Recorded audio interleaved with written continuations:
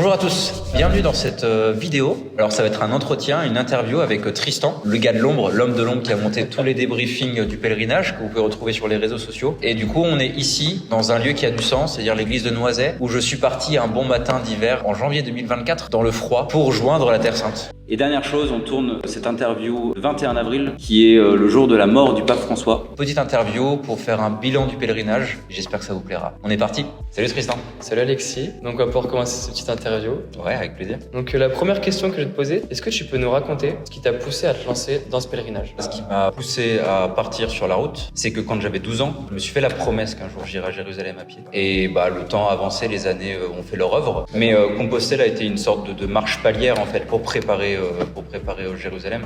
J'ai pu voir qu'en fait marcher 2 mois c'était possible avec un sac. Or quand tu décides de partir marcher 1 an, c'est bien d'avoir un petit moment où tu t'entraînes avant. Donc Compostelle a été utile pour ça. C'est aussi le grand pèlerinage de la chrétienté pour aller sur les lieux où a vécu le Christ. Et donc c'est pour ça que Jérusalem est arrivé et que j'ai pu marcher ce pèlerinage. Donc c'est vraiment un choix depuis de longues années. Tu voulais vraiment faire... Ok. Donc quel itinéraire as-tu choisi et pourquoi tu as choisi cet itinéraire en particulier? Alors en fait, moi quand j'ai commencé à préparer le pèlerinage, je m'étais juste dit que j'allais marcher de Noiset jusqu'en Terre Sainte par le chemin le plus court. Sauf qu'en fait, en préparant ce pèlerinage, en faisant les interventions à Marmoutier, qui est une institution scolaire si tu veux, qui est juste à côté des ruines de l'ancienne abbatiale de Marmoutier qui a été fondée par Saint Martin de Tours, il y a quelque chose qui a émergé au niveau de la préparation, c'était de me dire dans un premier temps, je vais marcher le chemin de Saint Martin. Que Saint Martin de Tours avait marché pour aller revoir ses parents en Hongrie. Donc de fait, j'ai fait un petit détour, mais ça me rajoutait plus de kilomètres, j'étais très content. La première portion du pèlerinage, ça a été de Noiset jusqu'en Hongrie, en passant par l'Italie, la Slovénie, et puis en arrivant en Hongrie, à Szombathely, ou Szombathely, ça dépend un peu comment on prononce, où il y a cette église Saint-Martin, avec la statue de Saint-Martin qui baptise sa mère, puisque de fait, à l'époque de l'Empire romain, c'était la Pannonie, donc l'équivalent de la Hongrie si tu veux. Saint Martin très tôt a été confronté au Christ et a voulu se convertir.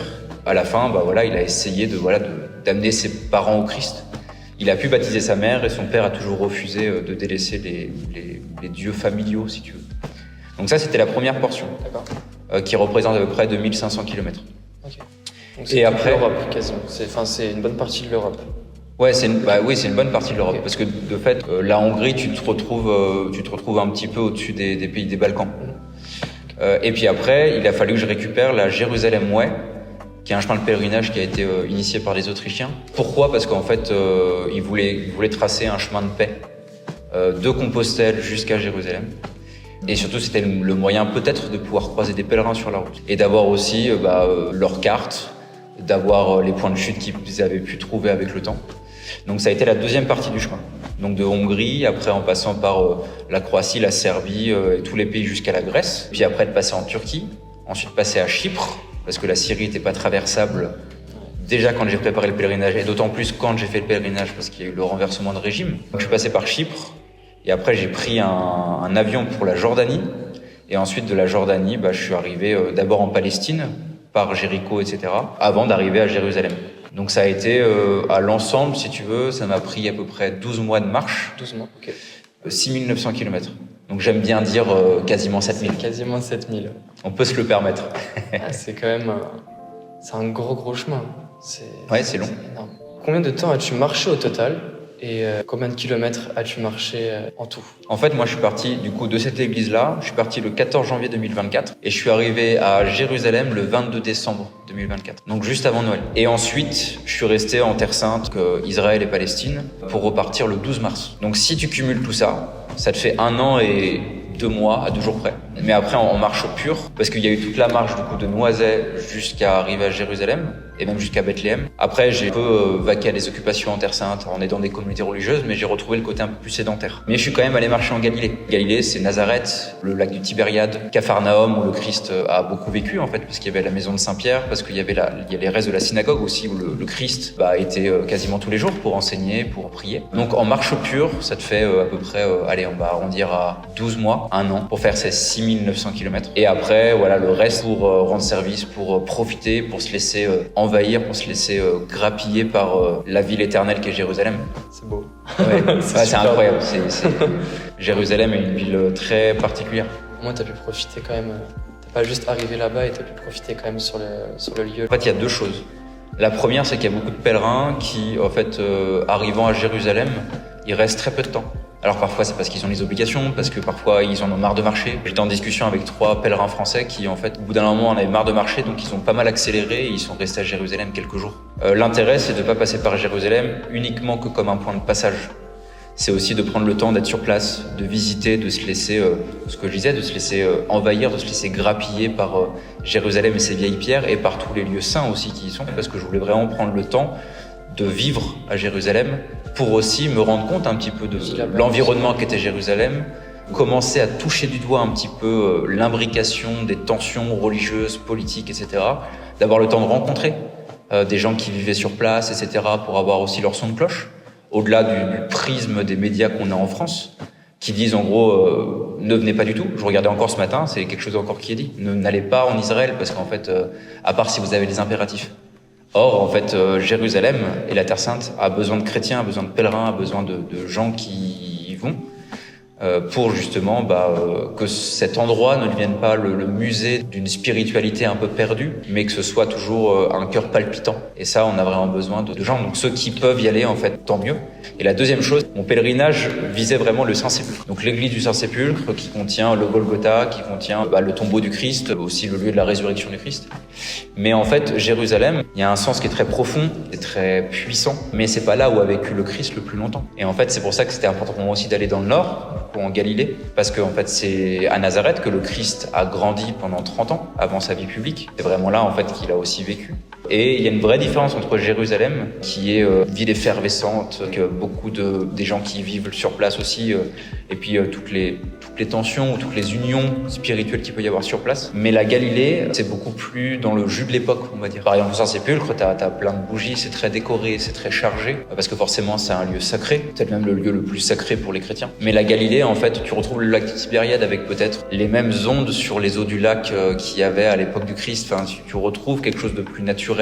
Et c'était très important pour moi d'y aller aussi pour justement boucler ce pèlerinage et ne rien rater, même si j'ai raté plein d'endroits, parce que c'est tellement riche, il y a tellement de couches qu'en fait c'est compliqué en une fois de tout voir, et puis il faut le temps de digérer aussi. Est-ce que tu avais des craintes avant de partir? Si oui, lesquelles? Ouais, bien sûr, il y avait des craintes. Il y avait des craintes personnelles et des craintes d'environnement. Ouais. Alors par environnement, je parle des cercles familiaux, amicaux, etc. En fait, il y a beaucoup de choses qui ont émergé pendant la préparation, parce que de fait, tu commences à regarder, tu lis ce qu'ont vécu les pèlerins qui sont passés avant toi, donc tu vois qu'il peut y avoir des trucs un peu chauds. C'est dangereux, ouais. Des mecs qui se font braquer, des gens qui se font dépouiller, enfin voilà, parce qu'en fait la route de Jérusalem, comme tu passes à travers plein de pays, à travers plein de cultures et que tu ne maîtrises pas forcément la langue, en fait tu te mets un peu à la merci. T'es un peu une cible facile. Hein, tu peux être une cible facile. Okay. Moi, ça m'est arrivé de dormir dehors, dans des villes, dans la campagne, etc. Je dis, s'il y a un gars qui débarque pendant que je dors, en gros, il me dépouille, il prend mon sac, il m'arrave la gueule, et puis en fait, c'est bon. Ouais. Forcément, il y a des craintes. Tu peux entretenir pendant la préparation. Notamment, moi, la grande crainte que j'avais sur la préparation, c'était les chiens de berger en Turquie. Les chiens de berger en Turquie, qui sont des énormes chiens qui ont la carrure de se battre contre des ours, parce qu'il y a des ours en Turquie. Okay. Et qui ont des colliers avec des énormes pointes. Donc, justement, s'ils sont attaqués par un ours, qu'ils se fassent pas prendre au garrot. Donc ça, c'était la grande crainte, parce qu'en fait, s'ils t'identifient comme un ennemi, comme une menace en tout cas pour le troupeau, parce qu'il y a une question territoriale, en fait, ils arrivent et puis ils t'arrachent un morceau de toi-même, quoi, et après t'agonisent dans un fossé. Donc voilà. Donc il y avait cette crainte-là, qui s'est pas du tout révélée vraie. Il y a eu des chiens sauvages en Turquie. C'était très compliqué, je me suis fait encercler, etc. et utiliser mon bâton pour me défendre. Mais c'était vraiment la plus grande crainte, on va dire. Et cette crainte aussi un peu sous-jacente qui était, est-ce que je vais pouvoir aller jusqu'au bout aussi? Parce que quand j'ai commencé à préparer le pèlerinage et que le 7 octobre est arrivé, plein de gens qui m'ont dit, mais en fait, il va arrêter son pèlerinage. Il va pas y aller. Quand j'étais en Italie, l'Iran est rentré dans le conflit. Il y a plein de gens qui mettaient en commentaire sur les réseaux sociaux, il est au courant qu'il y a une guerre là-bas. Enfin voilà, donc tout ça participe à pas forcément être rassurant. Après, la préparation a quand même pallié à beaucoup de choses. Parce que je me suis bien préparé aussi, la réalisation s'est bien passée pendant le pèlerinage. C'est bien déroulé, ouais. Et après, je parlais des craintes des cercles familiaux ou des amis. De fait, au début, mes parents étaient un peu flippés. Ce qui est normal parce qu'en fait, c'est un grand saut dans l'inconnu et qui s'étire sur le temps en plus. Et puis après, il y avait des pays qui faisaient peur à certains de mes amis. Par exemple, la Turquie, j'avais des amis qui étaient pas du tout sereins que j'aille en Turquie. Oui, mais après, les peurs font partie aussi de l'aventure. Il y a cette idée, en fait, le courage n'est pas le fait de ne pas avoir de peur, mais c'est de faire en fonction de ses peurs et de faire avec. Parce qu'en fait, c'est des choses qui viennent te renforcer. Il y a une chanson qui dit tout ce qui te tue pas te rend plus fort. Et il y a quelque chose d'assez vrai. Après, il faut pas être naïf, il faut pas partir la fleur au fusil. Notamment, moi, par sécurité, j'avais mis en place des procédures d'urgence. Ça, c'est un truc de ouf. Un truc de ouf où j'avais un ami vraiment qui était chargé d'activer des choses si jamais il se passait des trucs. Si tu répondais plus aux messages. Si je répondais plus aux messages, par exemple, sur la frontière entre la Serbie et le Kosovo, comme j'avais pas de tampon pour rentrer quand je suis rentré en Serbie, je suis rentré par des champs, par des chemins, et j'ai pas passé le poste frontière. Donc, j'avais pas de tampon d'entrée sur mon passeport qui attestait que j'étais rentré en Serbie de manière légale à telle date. Ce qui fait que je me suis dit qu'à la frontière avec le Kosovo, ça pourrait créer des problèmes. Donc j'ai quand même rencontré des Serbes qui m'ont fait une lettre en expliquant en serbe, en slave, qui j'étais, ma démarche et le problème que j'avais eu. Je suis passé au poste de police à Belgrade et vraiment les policiers qui étaient là à l'entrée s'en foutaient royal, en mode tu verrais ça à la frontière. Alors après je suis arrivé, je leur ai parlé russe parce qu'en fait je parlais pas très bien serbe, donc peut-être des gens en commentaire sur Instagram qui m'avaient dit peut-être parce que tu leur as parlé en russe en fait. Donc bon, bref, le fait est que je me suis avancé vers la frontière, vers le Kosovo sans avoir le tampon. Et quand je passe les postes frontières, tout se passe très bien, je donne la lettre, les gars la lisent. Enfin, ok, très bien et tout, le poste frontière kosovar, ils tamponnent mon truc, etc. Et le lendemain, en fait, je me suis fait arrêter par une voiture de police qui m'a emmené au poste. Voilà, ils m'ont interrogé et cuisiné pendant une bonne après-midi en me disant, peut-être que tu vas devoir faire demi-tour, peut-être que tu vas pouvoir continuer. Mais en fait, il n'y a rien qui est certain. Et puis, il y a un peu une ambiance tendue. La police aux frontières, ils ont des armes de guerre, ils ont des gilets pare-balles, des casques lourds, etc. Donc, ça peut être un peu impressionnant. Mais pour revenir à ce côté de procédure, moi, j'avais dit à Karl, cet ami, justement, que si 24 heures après mon passage de la frontière, il n'avait pas de nouvelles, il devait prévenir telle personne, telle personne, telle personne. Et puis si après il n'avait pas de nouvelles, il devait créer un groupe WhatsApp pour intégrer des gens de la famille, pour faire une sorte de cellule de crise, si tu veux, pour après prévenir les médias, pour donner de la visibilité, de la réactivité aussi par rapport à la situation. Je lui avais envoyé des photos de moi en mode, si je me fais arrêter, que je me fais malmener, en fait, il y aura des photos d'avant et d'après. Je lui avais donné mon point de passage, toutes ces informations-là. Les points GPS, etc. Voilà, c'est ça, pour qu'en fait, ils puissent agir si jamais et qu'ils puissent avoir du matériel concret en disant, on cherche un tel, il est passé là, il a passé la frontière là, il n'a pas donné de nouvelles. Et ça, c'était une des procédures les plus light. En Turquie, j'ai vraiment préparé une procédure beaucoup plus conséquente. Énorme. Ouais, énorme. Est-ce que tu t'es senti changé spirituellement et mentalement à la fin de ton chemin ? En fait, alors oui, de fait. Mais en fait, il y a deux choses à prendre en compte. C'est-à-dire qu'il y a ce que tu peux vivre toi, et forcément quand c'est au long cours, 1 an et 2 mois, le changement se fait en douceur. C'est au fur et à mesure des kilomètres, au fur et à mesure des obstacles, au fur et à mesure de toutes ces choses-là. Au fur et à mesure des bonheurs, des joies aussi, parce que cette route ça n'a pas été simple, mais il y a aussi des vrais bonheurs, des vraies joies qui ont émergé de ça. Donc en fait, moi j'ai peut-être un œil moins aiguisé sur mon changement parce qu'en fait, il s'est opéré en moi au fil du temps. Alors que par exemple des amis t'ont vu à un moment A, te voient à un moment B, et en fait, en fonction de tes réactions, en fonction de comment est-ce que tu t'exprimes, comment tu abordes les choses, comment tu réagis, la prise de recul que tu peux avoir sur les choses, de fait, ils peuvent dire « Ah oui, là t'es très différent entre le moment où je t'ai vu et puis le moment où je te retrouve ». Et c'est quelque chose qui est arrivé. Un ami d'enfance qui est venu marcher avec moi à la fois en France et en Serbie. On se connaît depuis très longtemps. Toi, tu me disais qu'avec ton ami, vous connaissiez depuis l'âge de 3 ans, mais on se connaît depuis la petite section de maternelle aussi. Donc c'est partie de ces vieilles amitiés, etc. Et il me disait « Je sens que t'es plus spirituel quand tu parles, que tu t'exprimes avec plus de profondeur ». Donc après, le bilan qu'en font mes proches et les gens qui me côtoient, en fait, leur appartient. Et puis, tous ces constats, ces discussions n'ont pas encore émergé, mais en tout cas, moi, je sais que je suis plus serein. Il me semble que j'ai touché du doigt quelque chose dans lequel je me réalise pleinement, c'est-à-dire la marche sur le long cours. Je suis persuadé que c'est quelque chose que chacun devrait faire, en tout cas marcher au moins 1 mois dans sa vie. Ça, c'est une certitude. Parce que ça permet de prendre du recul, ça permet d'apprendre à se connaître, ça permet de se tester par rapport aux obstacles, par rapport aux difficultés. Ça permet de revenir à des plaisirs simples aussi. Que la société moderne aussi nous coupe un peu de ce truc-là. Alors il y a plein de choses positives dans la société moderne, mais elle crée aussi des besoins qui n'existaient pas avant. En tout cas, les réponses à ces besoins-là, et ces besoins, en fait, sont un peu creux. Donc en fait, ils rendent pas heureux pleinement. La marche, moi, me rend, de manière très profonde, ça me rend très heureux. On a l'impression d'être vraiment à ma place. Pas forcément un changement, mais en tout cas une confirmation. C'est que j'ai envie de marcher. Alors une passion sur d'autres.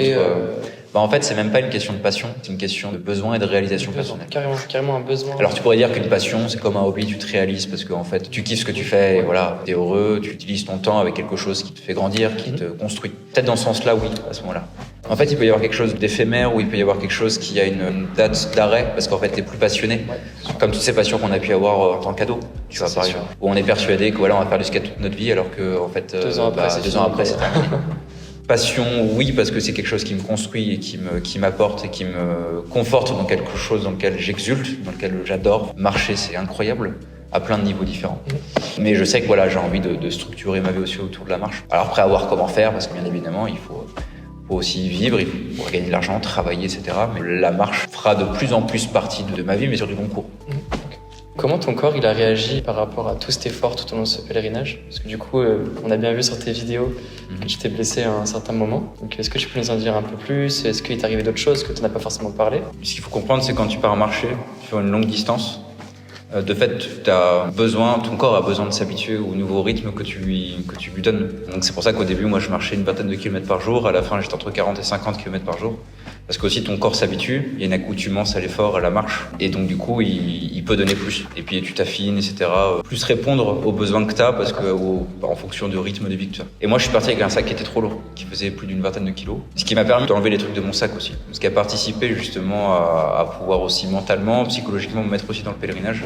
C'est-à-dire ne pas avoir tout sous la main, mais être dans un manque aussi. C'est ça qui participe aussi à la route. Ce qui fait que j'ai eu des problèmes à la cheville.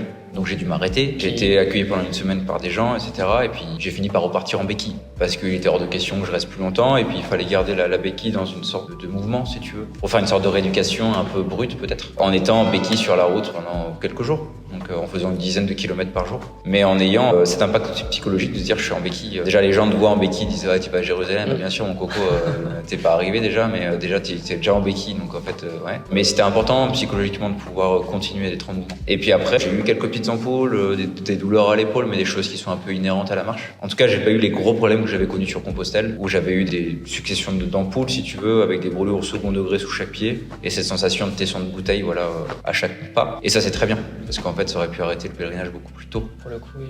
Mais après, de manière générale, non, le corps s'est bien remis. Et c'est bien habitué.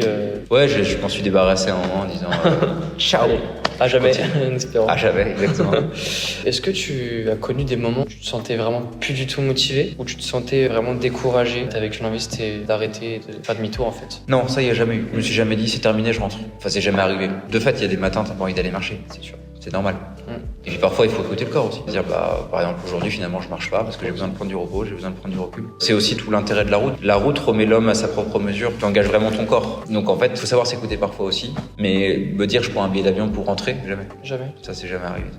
C'est bien ça, t'étais motivé au maximum, c'était vraiment le choix depuis ouais. T'as 12 ans du coup, c'est ça? Alors il y avait ça, mais il y avait d'une certaine manière aussi, je marchais plus tout seul. Il y avait tous ceux qui m'ont suivi sur les réseaux sociaux, les gens de la paroisse qui m'avaient confié les instructions de prière, etc.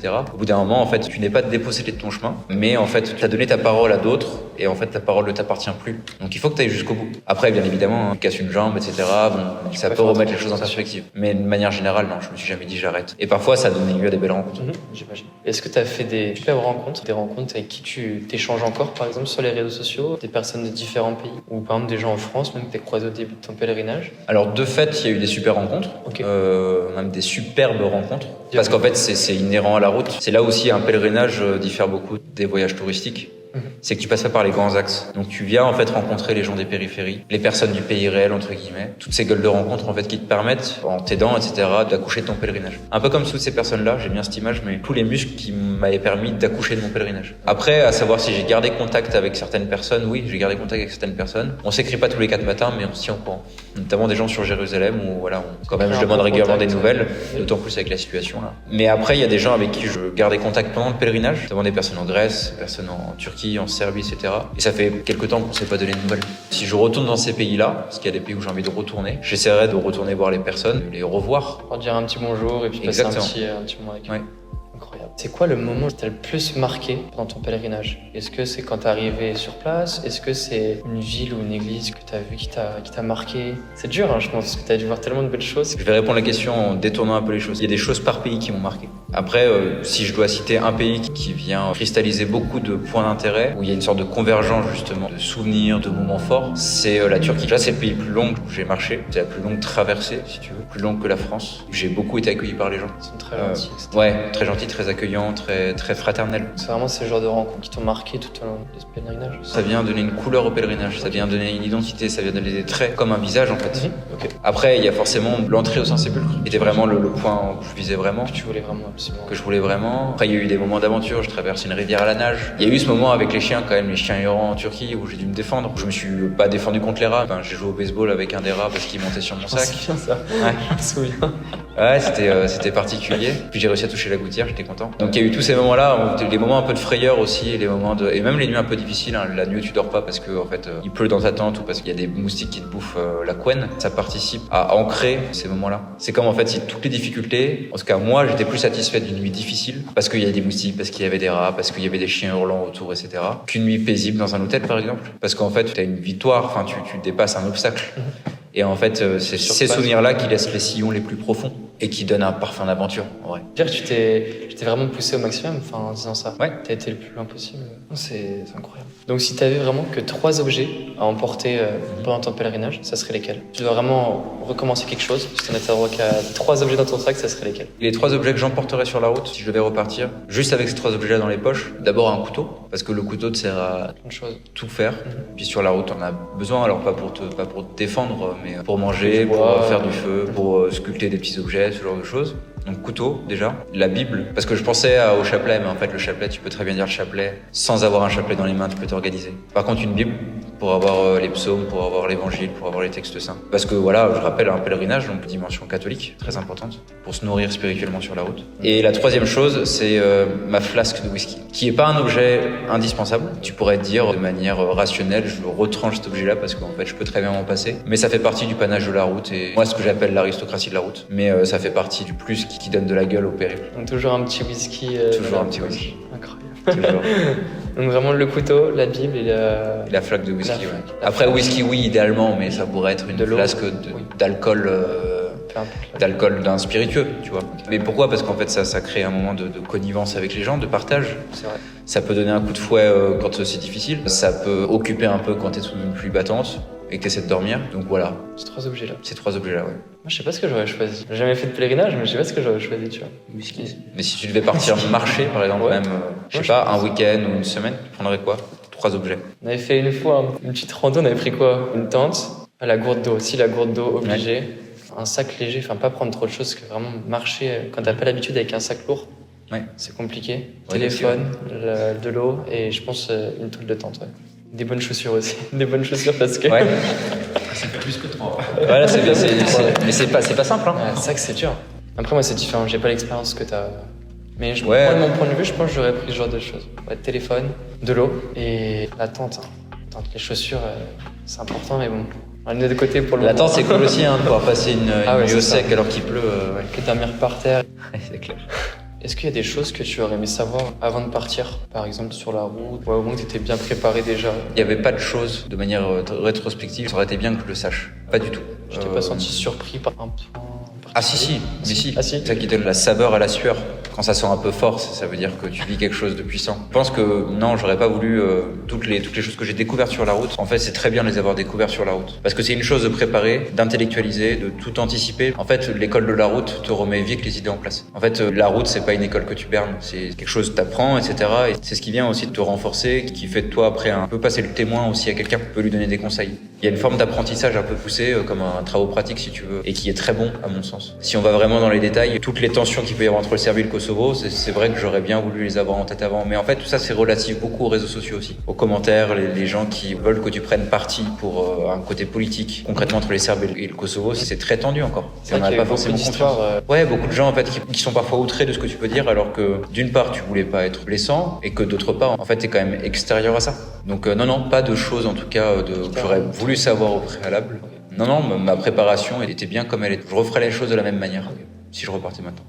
Ouais, peut-être si j'avais un truc à revoir sur la préparation, ce serait les langues. Les langues, d'accord. Parce que de fait, j'ai travaillé ça sur la route, voilà, ça permet de créer du lien avec des gens. Mais c'est peut-être le truc. S'il y avait vraiment une chose, ce serait ça peut-être. Ça veut dire quand même tout le reste, enfin, tu sais, la préparation physique, etc. Je me souviens du coup, notre rencontre c'était vraiment dans une salle de sport. Ouais, C'est ça. ouais, exactement. Comment tu t'es senti en arrivant à Jérusalem? Est-ce que ça t'a fait quelque chose? J'ai pas été subjugué par mon arrivée à Jérusalem. C'est ça. Ça, Y a justement, pas moi, eu j'étais de- étonné par rapport à Ouais, mais plein de gens en fait. Il me semble pas qu'il y ait de gens qui rebondissent là-dessus en disant ah oui c'est étonnant. Par contre, en amont, t'avais plein de gens qui m'avaient dit quand t'arriveras à Jérusalem, t'as les larmes qui vont monter, tu vas pleurer, voilà. Mais moi j'ai acté que j'y étais.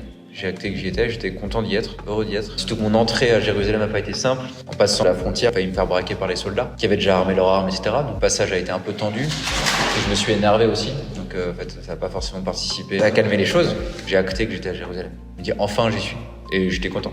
Mais j'ai pas eu les larmes qui ont monté, j'ai pas eu le besoin de m'asseoir, ça n'a pas créé d'ascenseur émotionnel violent en tout cas. C'est étonnant parce que tu devais être tellement content d'arriver enfin à ce point-là après. Oui. C'était quoi? Ça fait 11 mois du coup, à ce moment-là? Ouais, ça fait 11 mois, ouais. Peut-être qu'en fait, ça n'a pas été assez dur pour que cette montée de larmes, c'est pas impossible. C'est possible, bien sûr. Tant que tu as atteint ton objectif, c'est le mieux. Ah ouais, c'est clair. Est-ce que ton retour à la vie normale, entre guillemets, ça t'a changé? Enfin, est-ce que ça t'a fait bizarre plutôt? Ah ouais, c'est hyper bizarre, même encore maintenant. Et je pense que ça va continuer. C'est-à-dire que tu vis un pèlerinage comme ça, après ce temps-là, qui est le temps de la réalisation, qui a suivi le temps de la préparation, tu as une troisième étape qui est la restitution. En gros, c'est tu rends témoignage de ce que tu as vécu. Soit à des gens, soit en l'écrivant, etc. Mais parce que c'est important pour digérer les fruits, pour prendre du recul, pour comprendre aussi peut-être des interrogations que j'ai pu avoir sur la route. Tirer les pelotes que j'ai glanées sur la route, digérer les fruits. Enfin, il pourrait y avoir plein d'images, mais c'est l'idée. Et du coup, c'est certain que après un pèlerinage comme ça, il faut aussi revenir dans la vie réelle, il faut revenir dans la vie civile, il faut revenir à la sédentarité.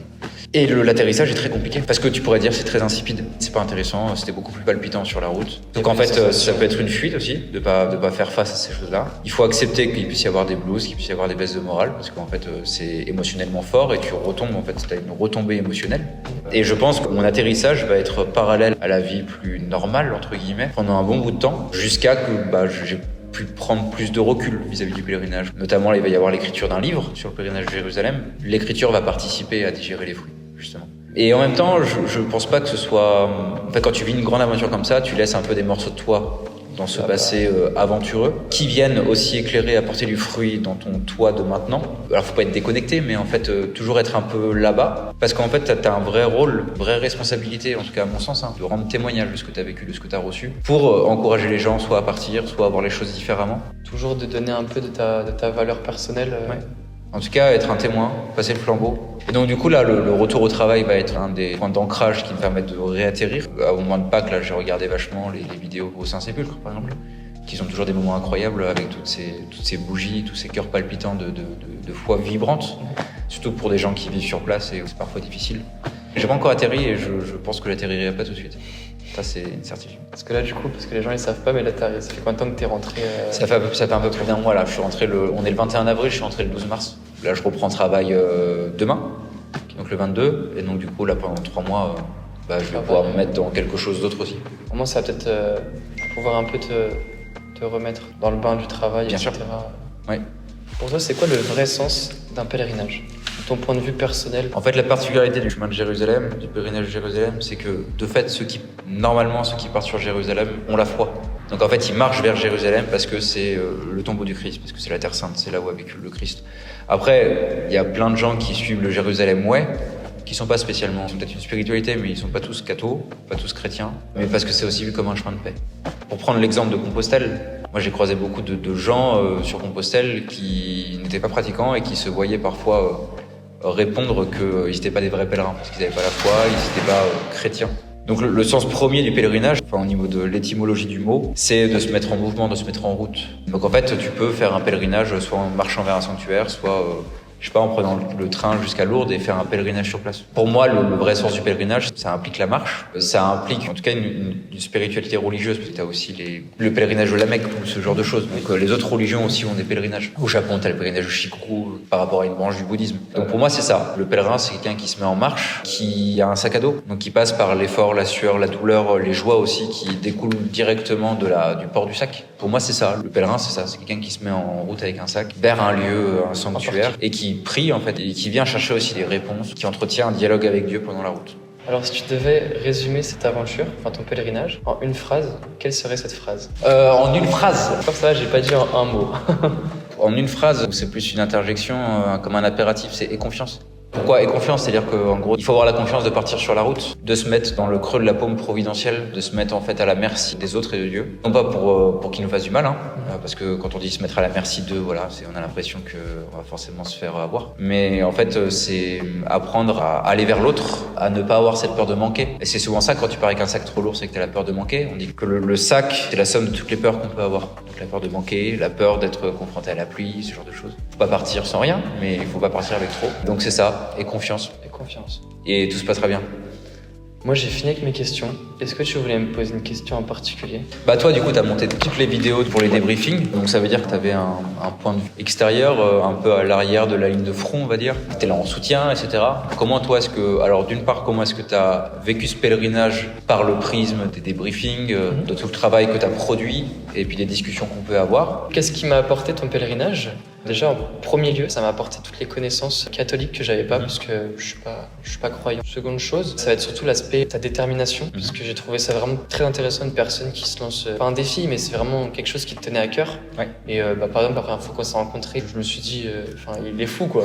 Il est fou, il va partir à pied, parce que je connais personne, tu vois, qui a fait ce genre de choses dans mon entourage personnel. Donc je trouvais ça exceptionnel de pouvoir suivre. Du coup, moi, comme je montais tes vidéos, j'ai pu suivre du début jusqu'à la fin, parce que je pense qu'il y a des gens qui sont arrivés un peu en cours de route, suivant les vidéos, comment elles perçaient, etc. Et donc je trouvais ça intéressant, surtout en plus de voir l'évolution de ton compte qui évolue, que les gens ils sont vraiment attachés à ton personnage. C'est hyper intéressant de te suivre, même si c'est pas forcément quelque chose qui me parlait dès le départ. Et je trouvais ça cool de suivre ton aventure tout au long de l'année, quoi. Et puis de voir que t'as réussi, en tout cas, un grand bravo, quoi. Merci beaucoup. Ouais, t'as été d'une braide. Il faut réaliser, c'est que Tristan, du coup, c'est lui qui a monté tous les débriefings, toutes les vidéos. À la fois de faire ce bilan sur le pèlerinage, mais aussi de pouvoir mettre Tristan dans la lumière, parce qu'il a été l'homme de l'ombre pendant tous ces longs mois. Et donc, du coup, un grand merci. Ça fait partie un peu de tes anges gardiens de mon pèlerinage. Je t'ai ramené un petit truc de Jérusalem. Ok. Je te remercie.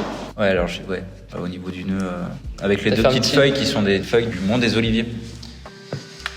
Ça, c'est précieux, du coup. T'as Jérusalem, t'as la vallée du Cédon, et puis t'as le mont des Oliviers. C'est là où le Christ a pleuré sur Jérusalem, c'est là où il a été arrêté pour subir sa passion derrière. Donc c'est un lieu qui est très fort, ouais. Qu'est-ce que c'est? Ah, surprise! Je t'avoue, je sais pas du tout.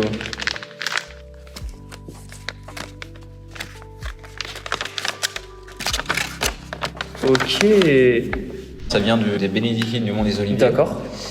Qui vendent ça dans leur boutique. Il me semble que c'est les Italiennes qui font ça. C'est les anges, en fait, dans la tradition de la représentation des anges. Ils sont pas forcément deux ailes, ils peuvent en avoir quatre, etc. Mais comme tu as été comme une sorte d'ange Je suis gardien un sur petit le peu ton ange, pèlerinage, c'est... c'est ça. Ok. Voilà, ça illustre un petit peu la reconnaissance que j'ai pour aussi le travail que tu as pu Ah bah, c'est fournir super, pendant c'est ce super pèlerinage. gentil. En tout cas, ça me fait plaisir parce que du coup, ça a un vrai sens du coup. Parce que... t'en prie. Merci Alexis. Attends, on va ajouter des petits décors. Bah ouais. En tout cas, merci Alexis pour ton témoignage. Donc, j'espère que les gens ils vont pouvoir un peu mieux visualiser ta personne et puis tout ce que tu as pu nous apporter. En tout cas, un grand merci. Puis c'était un plaisir déjà de pouvoir se revoir après tout ce temps, puisque ça fait 1 an du coup. Ça fait long, hein. Ça fait 1 an. Mine de rien, qu'on s'est 1 an. pas vu, espérant d'avoir d'autres aventures plus tard peut-être. Ouais, il y en aura d'autres. Et merci pour ces questions. Merci pour ce moment. Merci à toi. Parler de la restitution, toujours hyper intéressant de pouvoir partager, témoigner justement de ce pèlerinage. Du coup, merci d'avoir suivi la vidéo. J'espère que l'interview vous a plu, que ça a pu répondre à vos questions. Ce qui arrivera dans les jours prochains, c'est justement tous ces débriefs qui sont sur les réseaux sociaux mais qui seront remis sur YouTube pour vous permettre, voilà, si vous prenez l'aventure à travers cette interview, de pouvoir dérouler jour après jour l'évolution, justement, on en parlait pendant l'entretien, l'évolution que j'ai eue et qui s'est opérée en moi profondément pendant toute la route jusqu'à Jérusalem. En vous souhaitant une bonne journée, une belle vie et que Dieu vous garde.